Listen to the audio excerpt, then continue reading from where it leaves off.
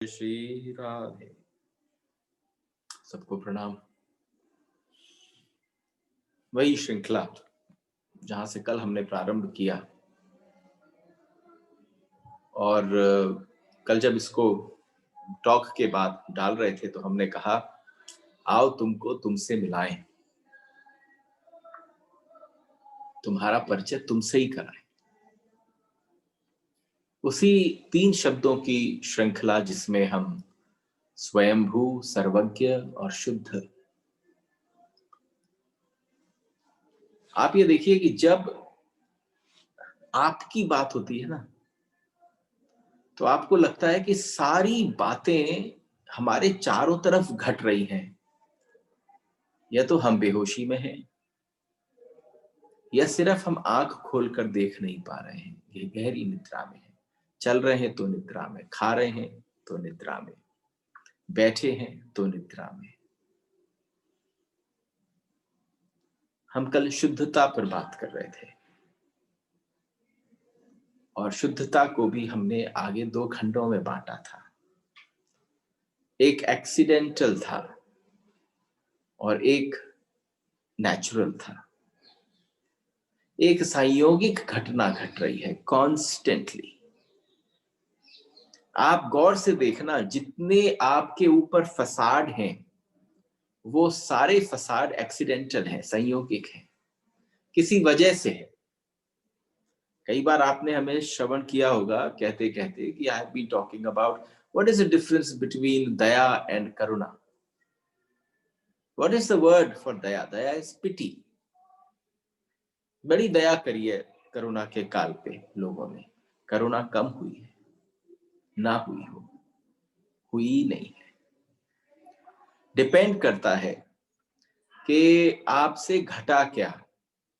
जब आप संयोगिक घटना को, एक्सीडेंटल घटना को और स्वाभाविक घटना को, जो आपका नेचर है, जो आप हो, उससे कोसों दूर हो और जो किसी परिस्थिति के कारण घट रही है, it's happening due to some reason. तुम्हें पता है कि तुम कैसे हो, तुम्हें अपनी सोच पता है। और एक और आपको बात बताऊं, बहुत सारी पत्नियां अपने पतियों की बात छिपाती फिरती हैं, पर उनको पता है कि जो है वो कैसा आदमी है। पति भी जान जाता है पत्नी को, लेकिन पत्नी बहुत शीघ्र जान जाती है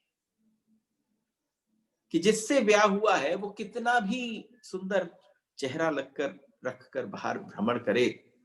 और आप समझना कि जो आंतरिक क्लेश की घटना घटती है कि भाई you know that chemistry between two people is not happening, though they are living together, they are miles apart from one another, is because उसको पूरे समय ये आभास होता है कि जितना भी बाहर का फसाद दिखावा है वो एक्सीडेंटल है। नेचर इस व्यक्ति का क्या है वो मैं ही जानता। तो दया और करुणा क्या हुआ? दया हुई पिटी, करुणा हुई कंपैशन। दया का मतलब क्या है? दया का मतलब है परिस्थिति जन्य। और करुणा का क्या मन है, क्या अर्थ है? मनःस्थिति जन्य। शुद्धता केवल इन 2 आधारों पर टिकी पड़ी है। अगर आपको पता चल जाए परिस्थिति के कारण आप दिखावा कर रहे हैं, धार्मिक होने का भी दिखावा है, भक्त होने का भी दिखावा है,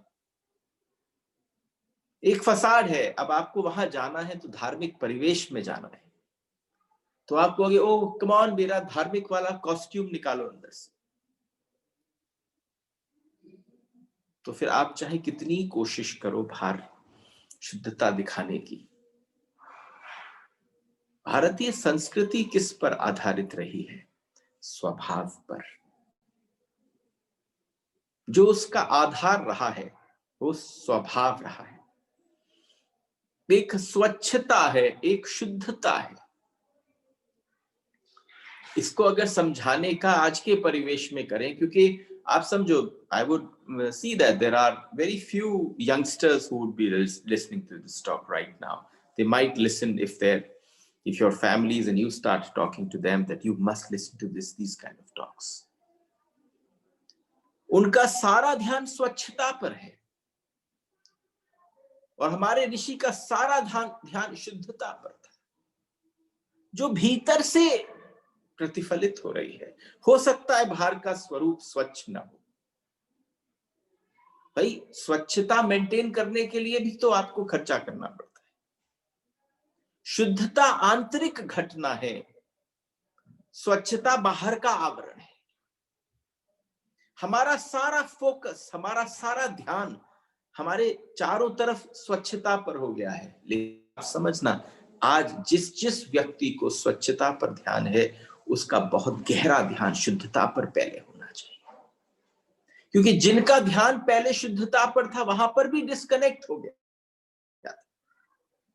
हम कह सकते हैं हमारे मंदिर बड़े शुद्ध हैं, स्वच्छ नहीं है। अब इसके कारण डिस्कनेक्ट हो गया। There is a disconnect with the newer generation, though they just fill the temple with filth. लेकिन उसके रीजंस जो थे वो थोड़े अच्छी तरीके से शेयर नहीं किए गए लोगों के बीच में। तो इसलिए जब कल when we were talking about शुद्धता, संयोगिकता, तो एक छोटी बात है, एक्सीडेंटल क्वालिटीज जो है वो संयोगिक गुण है जो हम सीखते हैं, अर्जित करते हैं। आप किसी भी चीज को अर्जित करते हैं, क्वालिटी को आप डेवलप करते हैं, संयोगिक है। He is a very polished man. Look at that women's sophistication. Oh, the moment you get these words to, identify people in the crowd, those people are accidentally like that. They have उसको अर्जित करने के लिए पूरी कोशिश करनी पड़ी है। जो भी आप अर्जित करते हैं, बाहर से हम पर आते हैं, भीतर से नहीं आते। जो भीतर से आते हैं उसकी बात अलग हो जाती है।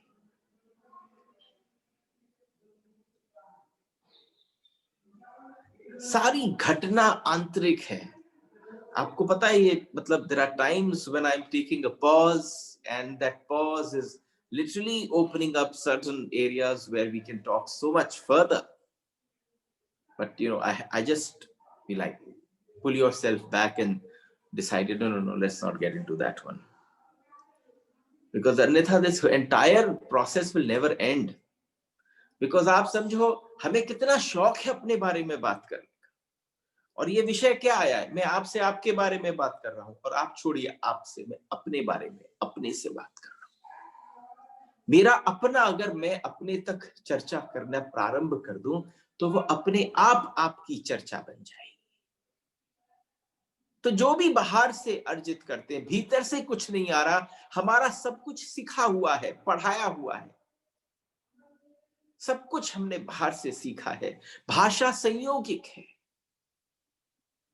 व्हाटएवर, भाषा संयोगिक है, मौन भीतरी है। क्यों कहा जाता है मौन साध लो? क्योंकि आप अपने स्वभाव से कनेक्ट कर पाओ। लेकिन अब आज की स्थिति में इतनी चर्चा मौन की हो गई है कि मौन भी संयोगिक, ऐसा लगता है जैसे किसी ने अर्जित करने की चेष्टा करी है। See, every word has actually so many layers hidden inside it. इसलिए जब दो आदमी बोलते हो तो बोलने में भेद हो सकता है, लेकिन अगर दो आदमी वास्तव में मौन में हो तो भेद नहीं हो सकता, अगर वो भीतर का मौन है तो। सारा भेद किस बात का है? भाषा का है। आप कोई भाषा जानो, मैं कोई भाषा जानूं, हम दोनों एक ही भाषा भी जाने तो भी हमारे भेद बहुत सारे हो सकते हैं। हम कहते हैं ना कि जो मैं बोल रहा हूं वो जो मैं समझ सका मैं वो बोल रहा हूं, आपने क्या समझा वो मेरी रिस्पॉन्सिबिलिटी नहीं। वही भेद आ गया। लेकिन आप समझो, इस भाषा को समझने के लिए, उसके पश्चात थोड़ी यात्रा करने के लिए, थोड़ा भीतर जाने के लिए जब आपको पता चलेगा आपके निज स्वभाव से जो मौन में अवस्थित है, अगर वहां पर मुलाकात आपसे आपकी हो जाती है, तो आप पाते फिर कोई भेद नहीं है। लेकिन मौन अगर ऊपर से थोपा हुआ हो, थोपा ही हुआ होता है, फसाद बन गया है मौन भी।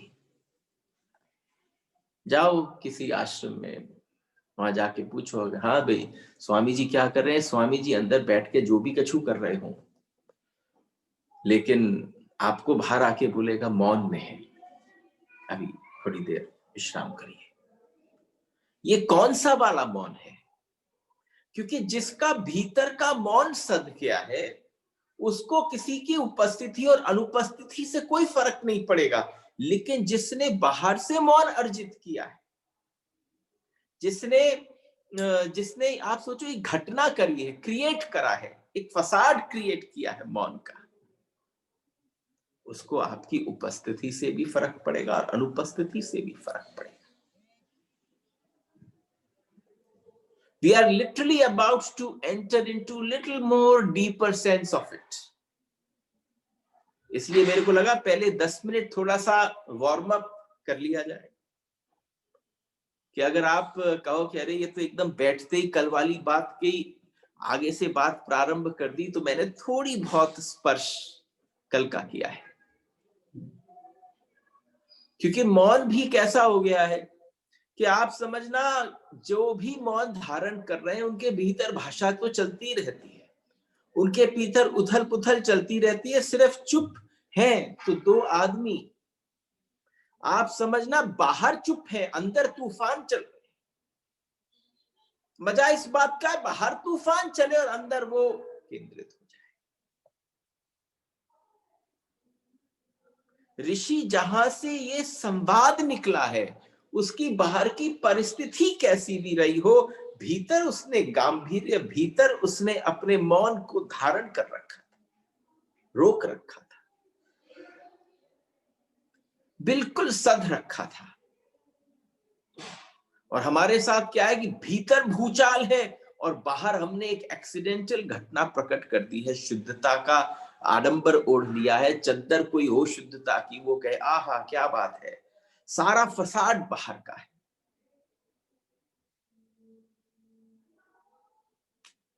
Seat yourself. And it does not implies to sadhu mahatmas, it implies to you also. क्या प्रोजेक्ट कर रहे हो भाई?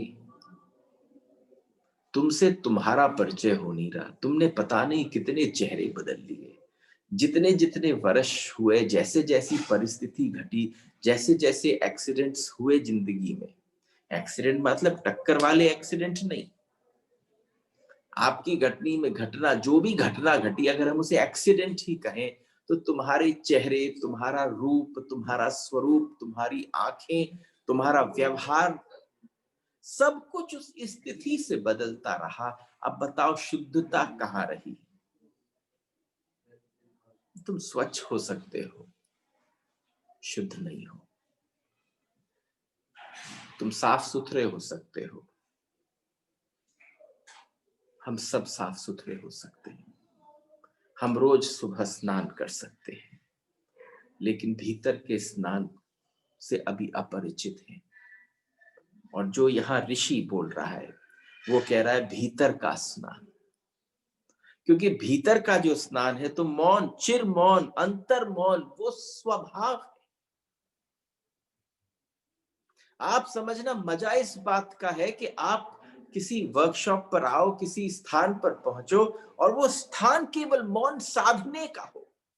हम 3 दिन साथ रहें और उन 3 दिनों में आपका मौन साधना प्रारंभ हो जाए, आप अपने स्वभाव तक पहुंच जाए। और जो जो संयोगिक है वो कभी सदा रहने वाला नहीं है, जो स्वाभाविक है वो हमेशा रहेगा। आप 24 घंटे क्रोध नहीं कर सकते, कर ही नहीं सकते, आपके बस की बात नहीं। लेकिन आप 24 घंटे क्षमा में रह सकते हैं। somebody said, भाई प्रेयर्स मेरे ऊपर असर नहीं कर रही है, रोज मैं 1 घंटा बैठकर प्रेयर्स करती हूँ, जप कर रही, लेकिन आप समझो आपका प्रेयर का जो एटीट्यूड उस समय पर है वो एक्सीडेंटल घटना है। आपकी चैंटिंग एक्सीडेंटल है, वो किसी परिस्थिति से घट रही है। आपको लगता है उसको करने से कुछ हो जाएगा, लेकिन जैसे ही आपके मन में प्रार्थना करते समय भी ये आता है कि मेरे जीवन में बदलाव आ जाएगा, तो समझना बिल्कुल दो कौड़ी की हो गई वो प्रार्थना। प्रार्थना किसके लिए? आप समझो, हमें तो बड़ी चुटकुले वाली भाषा अच्छी लगती है, यहां तो सीधे सीधे प्रहार हो रहे हैं हमारे ऊपर। एक एक घंटा रोज बैठकर अपने मंदिर में पूजा कर रहे हो, अरे वो एक्सीडेंटल घटना है, बिल्कुल एक्सीडेंटल है, आप हो ही नहीं, यू आर नॉट प्रेजेंट। कुछ हासिल करना है उससे, कुछ कुछ थोड़ी सी अपने अंदर एक तसल्ली देनी है अपने आप, मैंने कुछ किया। आप उपवास कर रहे हो, एक्सीडेंटल है। क्या रीजन है? मैंने कभी किसी व्यक्ति को मौज में आते हुए कि बस ऐसे ही आज मन अंदर से नहीं कर रहा कि कुछ करूं, कुछ खाऊं। अगर आपके उपवास के पीछे कोई कारण है तो उपवास दो कौड़ी का है, बिल्कुल दो कौड़ी का है। आपकी प्रार्थना बिल्कुल दो कौड़ी की हो जाती है अगर उसके पीछे आपकी इच्छा रह जाती है। देखो, शब्दों को मत पकड़ना, शब्द के पीछे छिपे उस रहस्य को जानना कि यहां ऋषि क्या कह रहा है। 24 घंटे क्रोध में नहीं रह सकते, 24 घंटे क्षमा में रह सकते। क्षमा तुम्हारा स्वभाव है। आप पे प्रेयर्स असर क्यों नहीं कर रही? क्योंकि उस समय भी आप कह रहे हो जाए, जरा पूरा हो जाए, उसके बाद बताऊंगा उसको। एक बार मेरी इच्छा पूरी हो जाए तब बताऊंगा मैं उसको। हे भगवान, मेरी इच्छा पूरी कर दे। अब बताओ, क्या क्या एक्सीडेंटल घटना नहीं है तो और क्या है? बस जहां पर ये घटता है, 24 घंटे क्रोध नहीं, 24 घंटे क्षमा चल सकती है, 24 घंटे हो सकते हैं, लेकिन आप 24 घंटे घृणा में नहीं जी सकते। संभव ही नहीं, बहुत बोझ है उसमें। और आपने प्रार्थना को भी बोझ बना लिया है, क्योंकि आपकी प्रार्थना जो है वो आपके शत्रु के लिए नहीं निकल पा रही है। और जब शत्रु के लिए नहीं निकल रही तो आपके प्रियजन के लिए भी नहीं निकल पा रही, आपके प्रियजन तक भी नहीं पहुंच रही है। आपकी प्रार्थना में क्षमा है ही नहीं। और सबसे पहली क्षमा आपको अपने प्रति मांगनी पड़ेगी कि मैं अपने से मुक्त हो जाऊं, अपने से क्षमा में आ जाऊं। जो मैंने अभी तक संयोगिक घटाया है, उसकी क्षमा मांग लो परमात्मा से, तो प्रार्थना में बैठोगे, प्रार्थना कबूल हो जाएगी। एवरीबडी, मतलब I am telling you, I am one of those people who have been asking people to do chanting. वो कहते असर नहीं हो रहा, क्योंकि there are so many people who are new, never come to Vrindavan to meet. But if you will come, then you will realize, oh, this is it. Prayers have to be not selective. Prayerful cannot be selective. The moment it is selective, it is accidental. आई बात समझ में? आप समझो, आप मतलब मेरी इच्छा होती है कि थोड़ा जल्दी जल्दी सरक जाए, यहां से जल्दी जल्दी बाहर निकले, दूसरे सूत्र में निकले। लेकिन अब आप भी अगर रोज मजे से सुनने की इच्छा रखते हो और मेरी भी लत पड़ गई है मुझे समझाने की, तो फिर क्या करूं? तो 24 घंटे, लेकिन जिसे हम प्रेम कहते हैं, आप 24 घंटे वैसे प्रेम में रह सकते हैं। अब तो मैं सीधा प्रहार करने जा रहा हूं, अब मैं सीधे चोट करने जा रहा हूं। मैंने आपसे कहा था ना, आओ तुमको तुमसे मिलाऊं। तो सबकी इच्छा होती है, अरे वाह चलो, यहां पर तो कोई चेहरे भी नहीं है, जाने दूर दूर से छुपे छुपे अपने फोन के पीछे बैठकर सुन रहे होंगे या आईपैड्स के पीछे। लेकिन आप समझना, एक एक का परिचय एक से करा रहा हूं। 24 घंटे प्रेम में रहा जा सकता है, लेकिन जिसको आप प्रेम कहते हैं, जिस प्रेम को आप प्रेम मानते हैं, उसमें आप 24 घंटे भी नहीं रह सकते। अरे उसमें भी हम 24 घंटे जी नहीं सकते, क्योंकि वो प्रेम प्रेम ही नहीं है, नाम प्रेम का दे दिया है। क्योंकि अगर वो होता तो ये अवस्था नहीं होती, ऐसे विचार नहीं होते, ऐसी वासना नहीं उठती, ऐसी वृत्तियां नहीं होती, ऐसे उतार चढ़ाव नहीं होते, इतने कॉन्फ्लिक्ट्स नहीं होते। अगर आप वास्तव में प्रेम में होते। आपने प्रेम को भी एक्सीडेंटल बना लिया। बताओ आपसे ज्यादा समझदार कौन है? जो स्वभाव था उसको भी आपने अपने हिसाब से मोल्ड कर दिया, उसको भी डायरेक्टेड कर दिया, उसको भी कंडीशनड कर दिया, उसके साथ भी कंडीशंस अटैच्ड कर दी। तो वो क्या हो गया? वो एक्सीडेंटल घटना हो गई। उसे भी हम 24 घंटे नहीं रख सकते, वो भी पीरियोडिकल है। जिस प्रेम को आप प्रेम कहते हैं, 24 घंटे में 10-5 मिनट कोई प्रेम में हो जाए और उसके आधार पर वो जीवन जी लेता है। समझो आप स्वभाव से अगर 24 घंटे में वास्तव में कभी कोई कृपा, कोई कली, कोई किरण आपके ऊपर पड़ जाए, उसकी उष्मा आ जाए, उस प्रेम से संबंध हो जाए, उस प्रेम का के भीतर स्नान हो जाए, वो 5 मिनट का, 2 मिनट का क्षण मिल जाए, तुम जीवन भर बिता सकते हो, क्योंकि तुम्हारा मिलना स्वभाव से हो गया। लेकिन जिसको आप प्रेम कहते हो उसको भी आप 24 घंटे नहीं कर पाते। क्यों? क्योंकि वो आपका आरोपित है, वो नैसर्गिक नहीं है, वो मौलिकता नहीं है उसमें।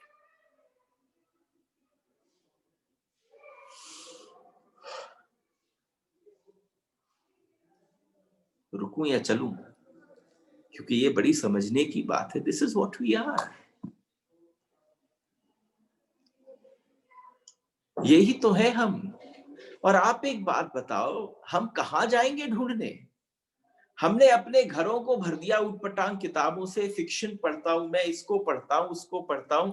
मतलब आप समझना, हम आपस में चर्चा करें और के ओ you have great taste, you have wonderful stuff.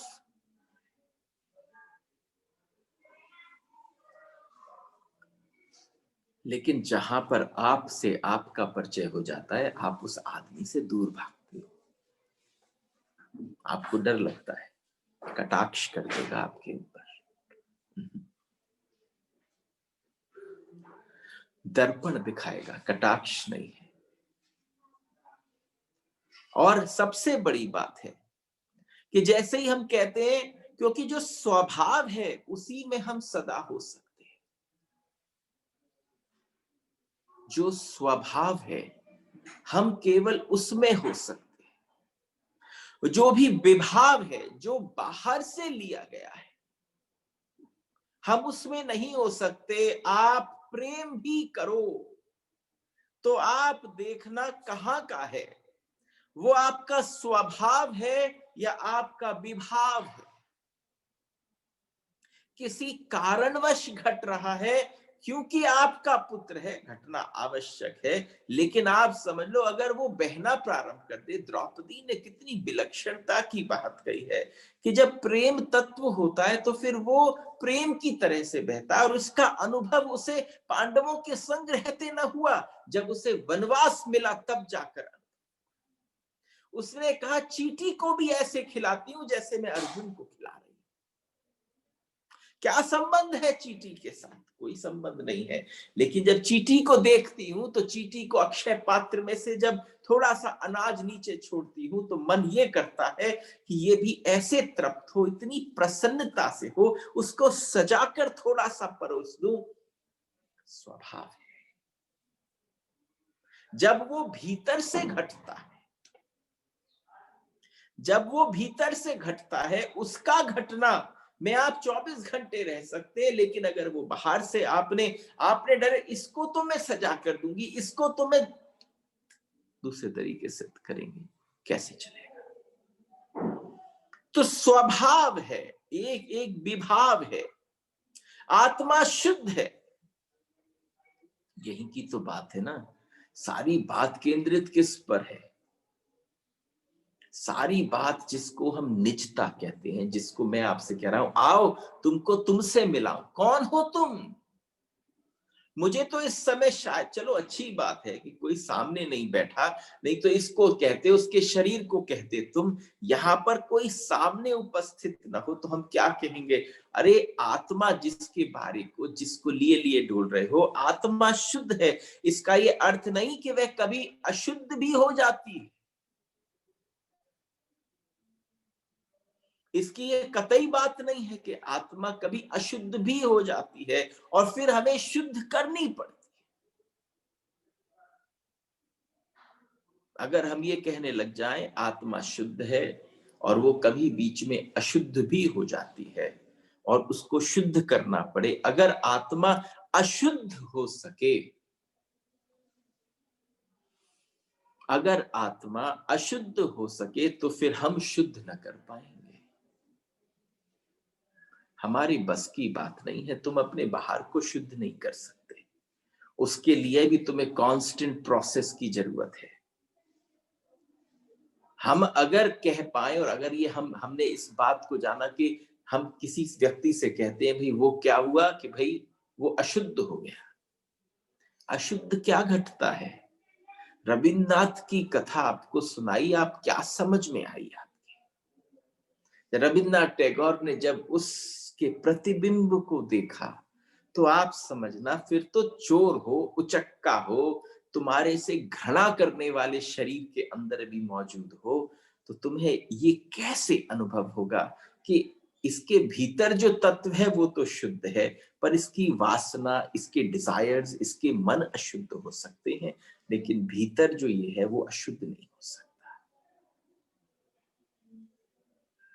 किन बातों को, किन बातों को कहने की चेष्टा हो रही है। और आप देखना, शुरुआत में ओम पूर्णमदः पूर्णमिदं से प्रारंभ हुई, वही तो चल रही है। हमने आपसे क्या कहा था, एक ही बात होगी, अलग अलग तरीके से चलती रही। तो सबसे बड़ी बात है, फिर शुद्ध कौन करेगा? अगर अंदर की आत्मा अशुद्ध हो गई तो शुद्ध करेगा कौन? तो अगर आप इसके तथ्य तक, इसके अंत तक पहुंच जाते हैं, हम ही अशुद्ध हो गए, हम ही अशुद्ध हो गए हैं, शुद्ध करने वाला भी नहीं बचेगा। अगर आपने ये धारणा रख ली कि हम अशुद्ध हो गए हैं, तो शुद्ध करने वाला नहीं बचेगा। कौन करेगा शुद्ध? जो शुद्ध कर सकता था खुद ही अशुद्ध हो गया। अब वह अशुद्ध आत्मा जो भी करेगी वह सब अशुद्ध होगा। लेकिन आपको बता दूं एक बात बड़े गहरे की है, आत्मा अशुद्ध हो जाती होती तो शुद्ध करनी पड़ती, ऐसा कभी नहीं घटता। It never happens. आत्मा शुद्ध है, उसको अशुद्ध करने का कोई तरीका ही नहीं है, कोई प्रोसेस ही नहीं है, संभव ही नहीं है। घटना घट ही नहीं सकती, न एक्सीडेंटल घट सकती है, न किसी और प्रकार से घट सकती है। हम अशुद्ध गुणों को अपने चारों तरफ इकट्ठा कर लेते। समझो, तुम्हें कोई व्यक्ति अशुद्ध दिखता है तो आप ये निर्णय नहीं कर पाते कि मैं इसको कैसे अपने दिमाग में सेट कराऊं, अशुद्धता किस बात की। आप समझना, आपके दिमाग में रई चल रही हो ऐसा नहीं है, मेरे दिमाग में भी इस समय रई चल रही है। और मजा इस बात का है कि दोनों के अंदर अंदर अगर रई चलती है, तो रई जब हम दही को में रई चलाते हैं या हम मक्खन में निकालते हैं, रई से निकलता है, तो आप समझना कि जो तत्व होगा वो समझ में आ जाएगा।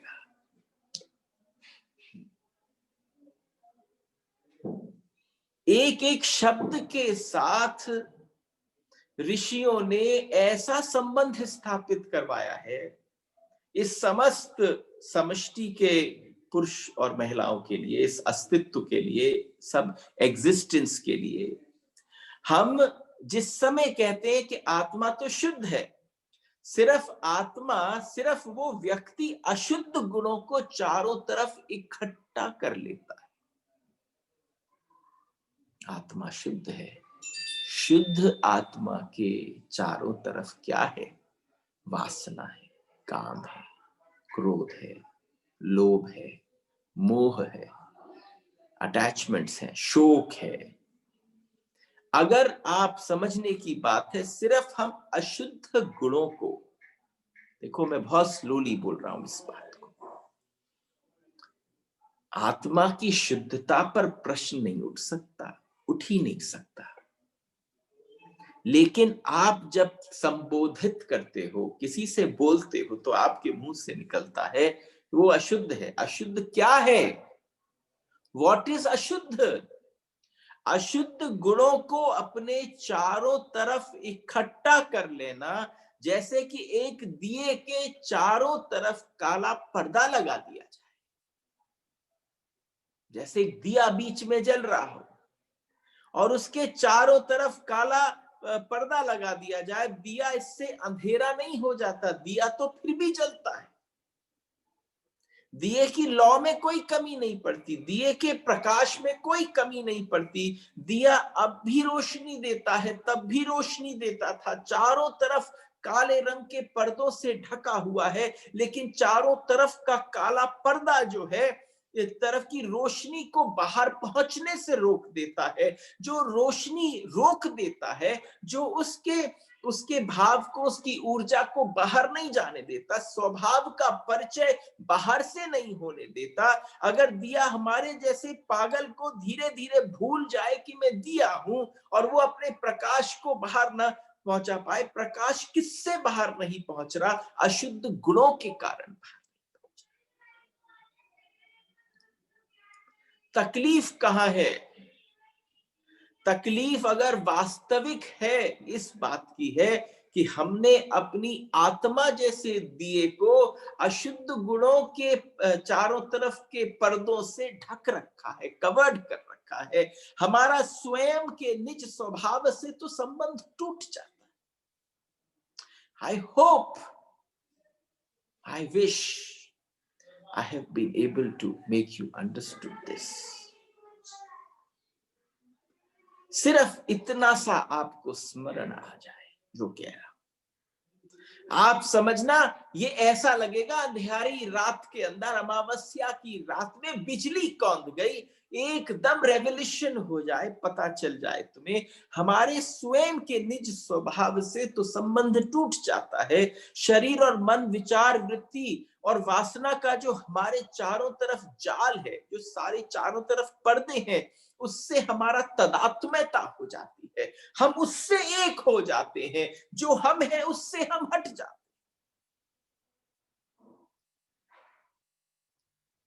जो हम हैं, जिससे बाहर प्रकट होते थे,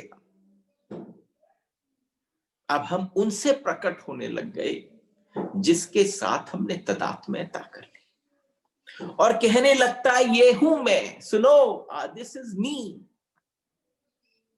ये हूं मैं।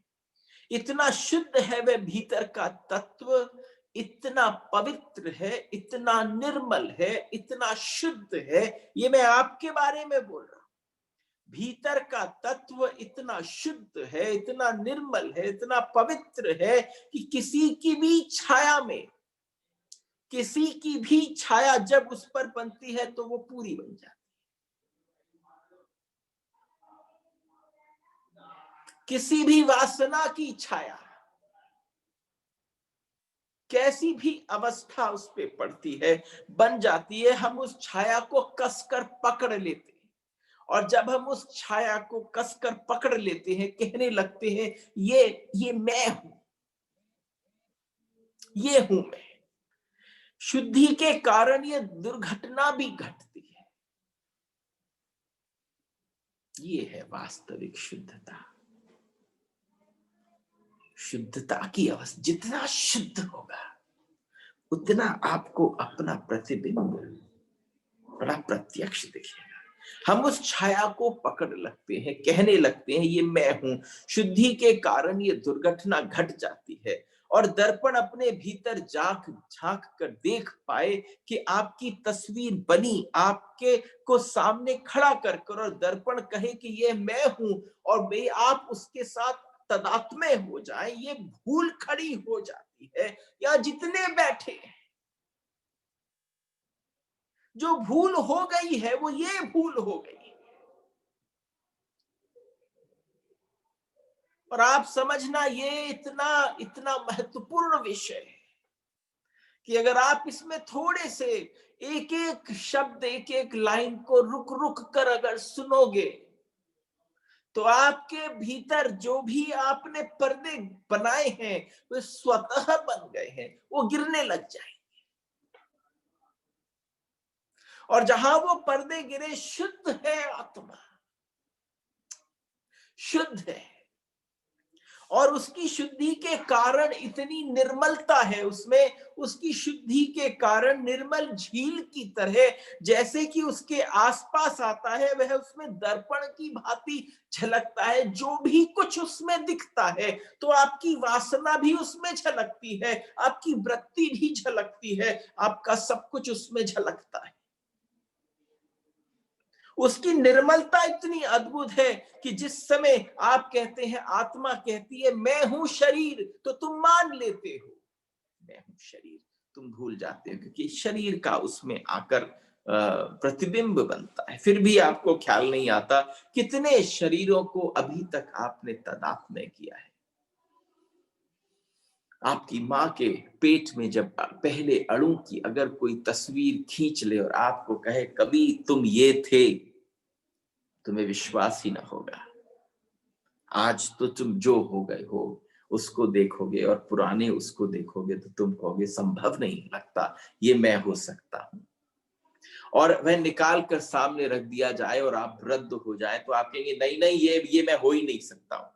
नहीं, लेकिन उस अणु को अगर आप पहचान ना पाए, उसकी कोई फोटोग्राफी ले लेता आपके माँ के पेट के अंदर, गर्भ के अंदर, तो आपको पता चलता। और एक समझना, जैसे किसी को आजकल बड़ा शौक हो गया है, फोन सबके हाथ में है, मोबाइल सबके हाथ में है, आपके रोज 10-15 फोटो लिए जाए और 70 वर्ष तक रोज लिए जाए और उसकी एक श्रृंखला बना दी जाए, this man's life on the lenses. Daily 7 photo लिए जाएं आप, और 8 फोटो का ये अष्टयाम होता है, हर 3 घंटे में एक फोटो रोज लिया जाए, 70 वर्ष तक आपके फोटो लेते चले जाएं और वो सब आपको सामने रख दें, तो आप देखो तुम ऐसे थे, धीरे धीरे धीरे रोज तुम में ये बदलाव हो रहा था और आज तुम ऐसे हो गए।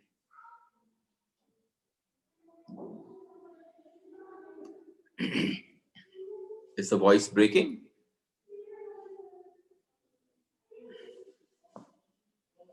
नहीं, साउंड ठीक है, साउंड ठीक है, ठीक है, okay. Because I just read a message which said that the voice is breaking. So maybe I can just slow down a bit so that it's their internet issue. Okay. तो आप समझें कि जिस बात को कहने के लिए इतने सारी, किसी ने इसको देखा होगा ना, किसी ने इसको अनुभव किया होगा, किसी की अनुभूति होगी, और अगर रोज आपको दिखा दिया जाए और आप ये कहें कि वो 70 वर्षों में तब से आप कैसे कोमल बिल्कुल गैया की आंख से चालू हुए थे, गैया की आंख जैसे आपका जन्म हुआ था, कोई आपको देखता और कहीं और निगाही न जाती, आपकी आंख पर, इनोसेंस पर, उस स्वच्छता पर, उस निर्मलता पर जिसका प्रतिबिंब भीतर से बाहर आपकी आंखों से झलक रहा था, बिल्कुल गैया जैसी आंखों से आपका जन्म हुआ। और धीरे धीरे अब आप देखो तो आप बदलती चली जाएं आंखें, भैया बंदर जैसी आंखें हो जाएं, लोमड़ी जैसी आंखें हो जाएं, धीरे धीरे बदलती चली जाएं, बड़ी हिंसक आंखें हो जाएं। तो तुम जब 60-70 वर्ष की उसमें हालत में देखो तो तुम्हारा तदात्म्यता कितनी बदली। एक शरीर जो है वो 7 वर्ष में, 7 years में पूरा बदल जाता है। और अगर किसी की 70 वर्ष की उम्र है, if somebody's age is nearly 70 years of age, that means the person has changed, the total body, cells, everything has changed more than 10 times. You don't remain the same person. वो तदात्म्यता टूट जाए, वो नासमझी टूट जाए, जिसको आपने पकड़ कर रखा है और पकड़ कर आप कह रहे हो ये मैं हूं। आपने किसको पकड़ रखा है? अगर आपसे कहूं, आपने अपने मैंपन को पकड़ रखा है। इस मैंपन को ही तो तोड़ना, इस नासमझी को तोड़ना, इस तदात्म्य को तोड़ देना। हम ये कहना छोड़ दें कि ये मैं, हम अभी के अभी इसी क्षण कह दें और कहने लगे सब ये जानने वाला हूं मैं, इसी समय, और कहने लग जाए इस सब को जानने वाला हूं, इस सब का साक्षी हूं मैं। मैंने बचपन को भी जाना, वो मैं नहीं था। मैंने जवानी को भी जाना, वो मैं नहीं था। बुढ़ापा घट रहा, ये भी मैं नहीं। Socrates, let's understand this by this method. Socrates जानना चाहता था मृत्यु में क्या होता है। उसने अपने मित्रों को कह दिया, हाँ भाई जहर तैयार करो, मेरे को देखना है कि जब जहर पीते हैं और हम तैयार होते हैं, हमारा शरीर धीरे धीरे मरने लगता है कि एकदम मर जाता है। शरीर में पहले क्या मरता है? बड़ा हिम्मतवर आदमी रहा होगा। अपने मित्रों से बोला चलो पीसो, तो सिल लोड़ी पर वो जहर पीसने लगे। और जब वो सिल लोड़ी पर जहर पीसने लगे तो उसने कहा जरा जल्दी करो, देखते हैं क्या घट रहा है, जल्दी से निकालो, जल्दी से उसको पीसो। सबने कहा, आश्चर्य हो रहा था सॉक्रेट्स को देखकर, क्योंकि उसे मरने की इतनी जल्दी जो हो रही थी। कल्पना की बात है कि उसको मरने की बड़ी जल्दी हो रही थी, और जैसे ही उसने जहर लिया और जहर ने धीरे धीरे असर करना चालू किया, तो उसके शरीर में जहर ने सबसे पहले असर उसके पांव में किया। एकदम उसके पांव भारी हो गए। तो उसने अपने मित्रों से कहा, देखो मित्रों, मैं तो जिंदा हूं लेकिन मेरे पांव मर गए। एक बार देखो, मैं पांव नहीं हूं, लेकिन तुमसे पूछो तो पांव भी तुम्हारा है। और जब उसने कहा कि मेरे पांव नहीं है, नीचे का तलवा मुझे सेंसेशन फील नहीं होती, मेरी पिंडलियां गायब हो गई, मेरे घुटने चले गए, तो वो धीरे धीरे मृत्यु ऊपर की तरफ बढ़ रही थी, नीचे के शरीर को शिथिल कर रही थी। उसने कहा मेरे पांव नहीं है, मेरी एड़ी नहीं है, मेरे घुटने नहीं है, मेरी जांघें नहीं हिल रही है, लेकिन मैं जिंदा हूं। यानी मैं पैर नहीं हूं, मैं एड़ी नहीं हूं, मैं घुटना नहीं हूं, मैं जांघें नहीं हूं। उसने कहा देखो धीरे धीरे असर हो रहा है। जब सोक्रेट्स को दिया गया जहर, तो उसने कह दिया मैं क्या हूं? मैं अभी तक मानता था अब ये पैर मेरा है, लेकिन अब मैं कह सकता हूं मैं पैर नहीं हूं। उसके हाथ उठते थे, हाथ गिरने लग गए। जैसे ही हाथ गिरने चालू हुए तो उसने कहा मैं हाथ भी नहीं हूं। और थोड़ी देर में उसने कहा मेरे शरीर भी भारी हो रहा है, मेरा हृदय भी सांस लेने में दिक्कत हो रही है। इसका मतलब कि न मैं हृदय हूं, न मैं लंग्स हूं, न मैं भीतर का कोई उपकरण हूं। अरे मैं कोई और हूं। यहाँ कोई आया है जिसने इस सब को चलाना प्रारंभ किया है। मालिक पहले आया था। आप समझना, मालिक के आने के बाद नौकर चाकर आए थे। जब मालिक छोड़ जाता है तो सारे नौकर चाकर भी उसी समय खत्म हो जाते। जैसे ही मालिक अपनी सारी ऊर्जा को खींच लेता है, तो आपको आवश्यकता इस बात की है कि आपका तदात्म्य टूट जाए, आपकी नासमझी टूट जाए। ये जो तुम मैं हूं, ये मेरा, ये मेरा, ये मेरा और मैं छूट जाए, ये नासमझी छूट जाए। कहने लगे मैं सिर्फ जानने वाला हूं, मैं सिर्फ साक्षी हूं। हाँ, इस भीतर के तत्व से बाहर के सारे उपकरण चल रहे हैं, ये मैंने जान लिया है। मैं बुढ़ापा भी जानूंगा, जवानी भी जानी, बचपना भी जाना, इन सबको जाना। मैं तो वह हूं जिसने यह सब कुछ केवल जाना। मैं ये हूं नहीं, ये सब घटा, ये मैंने जाना। ये लंबी सीरीज है, ये बहुत लंबा काफिला है। इस लंबे काफिले को मैंने जाना। तुम इस लंबे काफिले को मेरा जीवन कहते हो। तुम सिर्फ ये कहकर देखो इस जीवन रूपी लंबे काफिले को मैंने जाना, तो तुम देखोगे उसी समय आपके और उसके बीच में एक डिवीजन क्रिएट हो जाएगा। फिर आपको पता चलेगा ओ, ये बाहर की परिधि थी, ये मेरी भीतर की परिधि थी। ये बाहर था, ये मैं अंदर हूं। जब उपनिषद कहते हैं कि शुद्ध बुद्ध है, वह शुद्ध है पूरा। जब उपनिषद ने कहा कि वो शुद्ध है, जब उपनिषद ने कहा कि शुद्ध बुद्ध है, शुद्ध है, पूरा लेश मात्र भी कोई अशुद्धि नहीं है, उसमें कुछ प्रवेश नहीं कर सकता है, उसमें से कुछ तुम निकाल नहीं सकते, आप उसमें कुछ जोड़ नहीं सकते, वो इतना पूर्ण है, उसमें कुछ निकाल नहीं सकते, आपकी बस की नहीं है। इस तदात्म्य को तोड़कर जो जीते हैं, हम भी उतने ही शुद्ध हैं, कोई कभी अशुद्ध हुआ ही नहीं। अवगुणों के संगत में आकर, अवगुणों के पर्दों को अपने ऊपर स्वतः ओढ़कर तुमने मान लिया कि तुम अवगुण हो गए, पर गुणी तो भीतर बैठा है, गुणी ही तो बता रहा है कि वो अवगुण है, क्योंकि गुणी तो गुणी है, उसके कारण उसकी रिफ्लेक्शन में वो थोड़ा सा जो अवगुण का रिफ्लेक्शन उस पर पड़ रहा है, तुमको लगने लग जाता है ये मैं हूं। और कोई कभी अशुद्ध नहीं हो सकता, लेकिन तदात्म्य अशुद्ध कर देता है। ये जो तदात्म्यता है, ये अशुद्ध कर देती है। तदात्म्य आपको पापी बना देता है, और पुण्य आत्मा आप बन सकते हो अगर आपका तदात्म्यता टूट जाए तो। ये श्रृंखला मैंने सोची थी, आओ तुमको तुमसे मिलवाएं, 2 पार्ट्स में पूरी हो जाएगी, 1 दिन और लगेगा, इसको कल और, क्योंकि बहुत आवश्यक है कि आपको अज्ञान, आपको ज्ञान, आपको पता चले कि आप जी कहां रहे हो भाई। जिस समय इस बात का डिवीजन क्रिएट होता है, जो चॉइस तुम्हारी,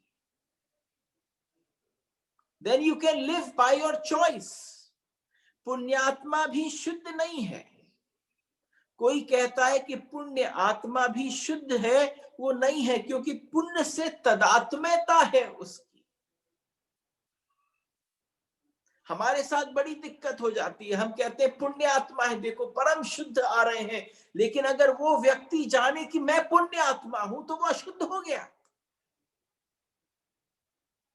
क्योंकि जिस व्यक्ति की जिस शब्द के साथ तदात्म्यता हो जाएगी, वहीं अशुद्ध हो जाएगा। कोई कहता है कि लोहे की जंजीर हूं मैं, कोई कहता है कि लोहे की जंजीर हूं मैं, और कोई कहता है सोने की जंजीर हूं मैं। क्या फर्क पड़ता है, लोहे की जंजीर हो या सोने की जंजीर हो, बाजार में कीमत अलग होगी सोने की और लोहे की, लेकिन तदात्म्यता जारी रहेगी।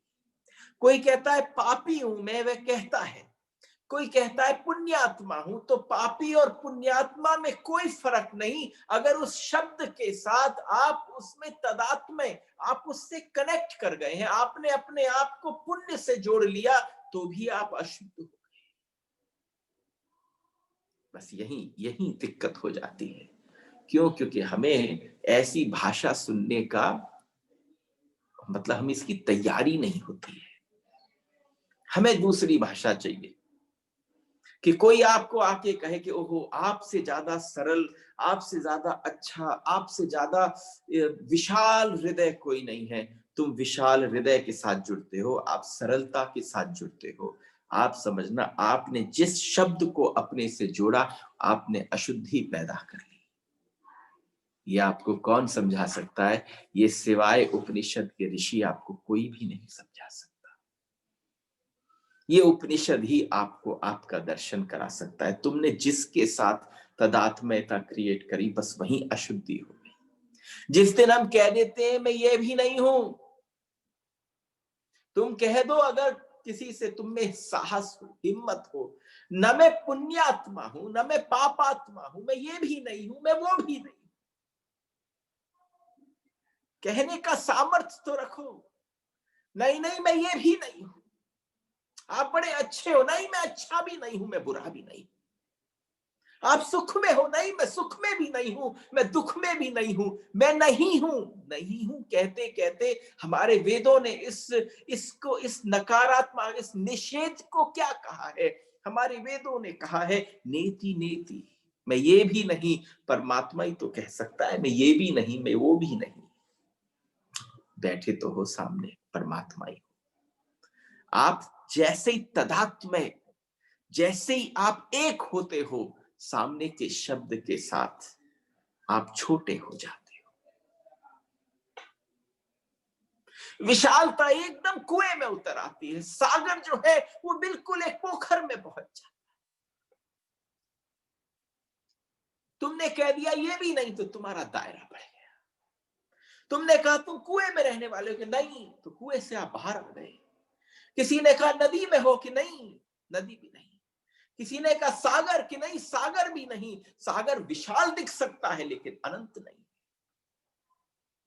ये जो आप नेति नेति हम कहते हैं, not this not that, not this and not that, ये भी नहीं वह भी नहीं, जिसमें सब प्रतिबिंबित होता है,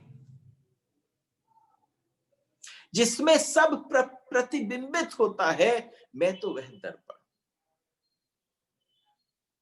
इसे भी शब्द मत बना लेना, इससे भी तदात्म्य मत कर लेना, इससे भी कहना मैं ये भी नहीं हूं। जिस पल आप कह पाओगे मैं ये भी नहीं हूं, मैं वो भी नहीं हूं, not even this not even that, you know what arises? Aham Brahmasmi. Then the Rishi can say, Aham Brahmasmi. अगर आपके भीतर से आपकी ये स्वर केवल अटैच हो जाए और तुम सामने खड़े होकर, केवल अपने ही दर्पण के सामने खड़े होकर, केवल हाथ जोड़कर अगर मुंह से बोलो और गौर से देख पाओ अपने आंखों से, अपनी आंखों के भीतर बैठा हुआ अपने स्वरूप को, उस मैं को जो भीतर प्रतिबिंबित हो रहा है, और सिर्फ कह पाओ अहम ब्रह्मास्मि, आपको आपका परिचय मिल जाए। कल भेंट होगी। राधे राधे।